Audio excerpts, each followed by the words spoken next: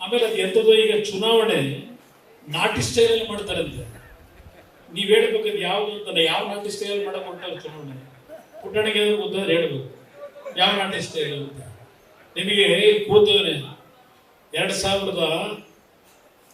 2013-19 parliament ಚುನಾವಣೆ, 8ರಲ್ಲಿ ಚುನಾವಣೆಯಲ್ಲಿ ಸೋತಿದ್ರು. ಸುರೇಶ್ ಗೌಡ್ರಿಗೆ ಗೆದ್ದಿದ್ದು ಹೇಳಿದಿಲ್ಲ, ನೆನಪಿಸ್ಕೊಂಡಲ್ಲ ಎಲ್ಲರೂ. ಅವತ್ತು ಸೋತಿದ್ರು. ದೇವೇಗೌಡರು ಲೋಕಸಭೆಗೆ ನಿಲ್ಲೇಬೇಕು ಅಂತ ತಯಾರು ಮಾಡಿದ್ರು. ಅವತ್ತು ಚುನಾವಣೆ ನಡೆಸಬೇಕಾದ್ರೆ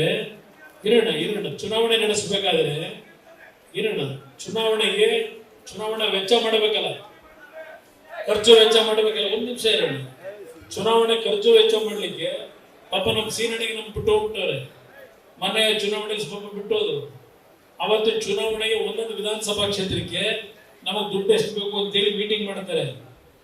ಆಗ ಇದೇ ಪುಟ್ಟಣ್ಣ ಹೇಳ್ತಾನೆ ಎಲ್ಲ MLA ಅವತ್ತು, ಆ ದುಡ್ಡು ಪಾಪ ಚಲುವಲ್ಲಿ ಈಗ ತಾನೇ ಚುನಾವಣೆ ಸೋತವ್ರೆ, ಆ ನೀವು ಕೇಳೋ ದುಡ್ಡು ಅವನಲ್ಲಿ ತಂದು ಕೊಡೋಕ್ಕಾಯ್ತು, ನಥಿಂಗ್ ಇಷ್ಟು ಕೊಡ್ತೀವಿ, ಇಷ್ಟೊಂದು ಕೆಲಸ ಮಾಡಬೇಕು ಅಂತ ಹೇಳಿ ಅವತ್ತು ಈ ಪುಟ್ಟಣ್ಣ ಮಾತಾಡ್ತಾರೆ.